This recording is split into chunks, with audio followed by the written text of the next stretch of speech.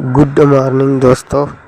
आज सुबह सुबह हमारे यहाँ बहुत बारिश हुआ है और बारिश में बहुत हवा तूफान आया है और क्या क्या नुकसान हुआ है दिखाऊंगा मैं वीडियो में।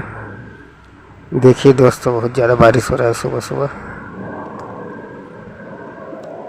हमारे बाड़ी का नुकसान हुआ है, थोड़ा सा, ज़्यादा नहीं हुआ है, लेकिन बहुत ज़्यादा हवा तूफान और बारिश हो रहा है सुबह सुबह। बहुत ज़्यादा गर्मी से राहत मिला है। चैनल को लाइक करना, सब्सक्राइब ज़रूर करना और फॉलो ज़रूर करना।